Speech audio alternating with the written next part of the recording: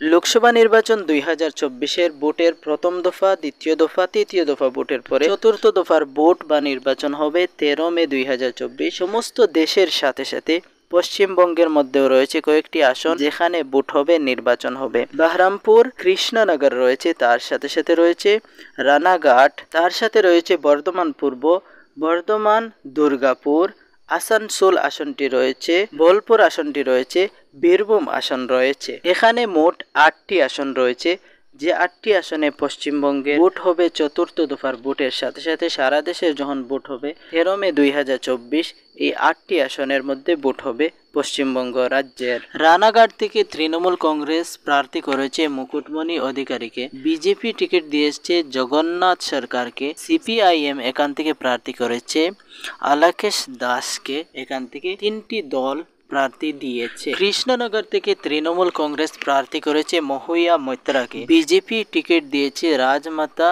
Shrimati Amrita রয়কে, CPIM ticket দিয়েছে SM সাদিকে।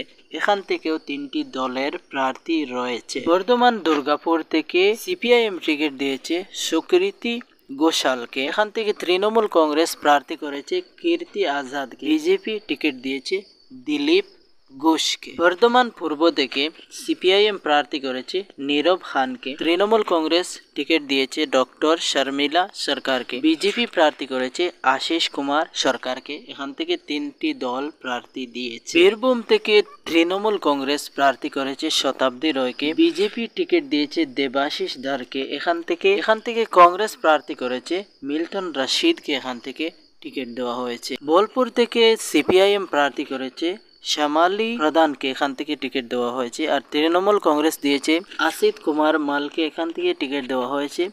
BJP ticket দিয়েছে প্রিয়া সাহাকে, এখান থেকে প্রার্থী করেছে। বহরমপুর থেকে কংগ্রেস প্রার্থী করেছে আদির রঞ্জন চৌধুরীকে, তৃণমূল কংগ্রেস প্রার্থী করেছে ইউসুফ পাঠানকে, বিজেপি টিকিট দিয়েছে নির্মল কুমার সাহাকে, এখান থেকে প্রার্থী করা হয়েছে। আসানসোল লোকসভা আসন থেকে তৃণমূল কংগ্রেসের যে প্রার্থী করা হয়েছে উনি হচ্ছেন শত্রুঘ্ন সিনহাকে, এখান থেকে প্রার্থী করা হয়েছে, টিকিট দেওয়া হয়েছে। বিজেপি যাকে প্রার্থী করেছে ওনার নাম হচ্ছে SS আহলুওয়ালিয়া, ওনাকে টিকিট দেওয়া হয়েছে, প্রার্থী করা হয়েছে আসানসোল লোকসভা আসন থেকে।